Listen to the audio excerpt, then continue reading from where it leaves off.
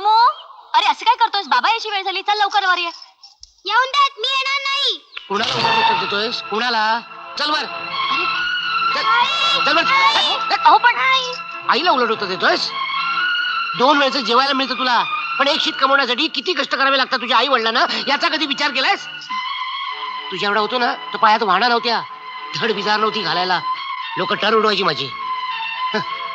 गावानं मला हरकाम्या केलं, कष्ट करून इथवर जगलो, तो काय तुझा कोडगेपणा पाहिला? आज तुझ्या शिक्षकांनी तुझ्याबद्दल जे काही सांगितलं ना, सार्थक झालं तुझा बाप व्हायचं.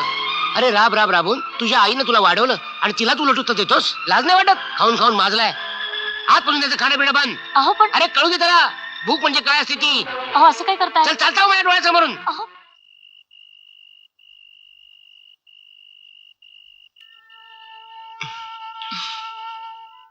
का हो, झोप नाही लागत आहे? मग जेवून घ्या ना थोडस, उपाशी पोटी झोप नाही लागायची. तो उपाशी पोटी झोपला ना, काय करणार? रडून रडून झोपला बिचारा. जा उठव त्याला. आता कशाला आणखीन?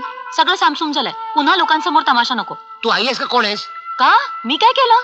त्याला उपाशी पोटी झोपवलंस. तुम्हीच सांगितलं ना की त्याला जेवण देऊ नकोस म्हणून. ते मी रागाने बोललो म्हणून तू काय ऐकायचं की काय? जा उठव त्याला, मी भरवतो त्याला. जा.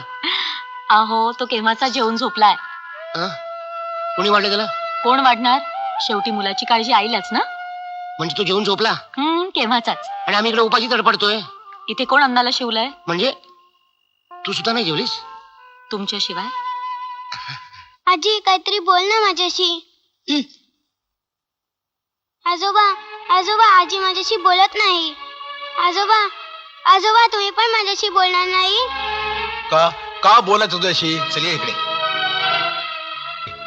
इथे गुडघे पोटाशी घेऊन उपाशी पोटी झोपायचा तुझा बाप. रात्री बेरात्री ढसढसा रडून मन मोकळं करून घ्यायचा. पण कधी खचला नाही तो. उलट नव्या उमेदीनं नवी जिगर घेऊन उभा राहिला. तुझ्यावर संतापला तो. तुला जेवण देऊ नका म्हणून सांगितलं, पण तुला माहितीये तो स्वतःही जेवला नाही, उपाशी पोटी झोपला. तुझ्या आईनं अन्नाचा कण सुद्धा घेतला नाही. अरे तुझ्या एवढा होता तेव्हापासून पाहतोय ना मी, तुझ्यात खूप स्वप्न बघतोय तो. त्यांना तडा गेला ना तर तो उद्ध्वस्त होईल, त्याच्या जगण्याला काही अर्थ उरणार नाही. आजोबा, मी असं पुन्हा कधीही वागणार नाही. मी खूप शिकेन आणि मोठा होईन. चल.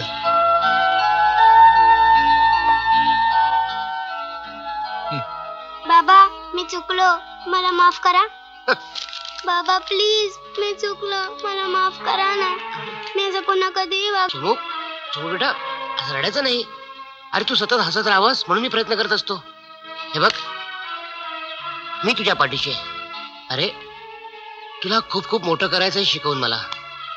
रडू नकोस बेटा.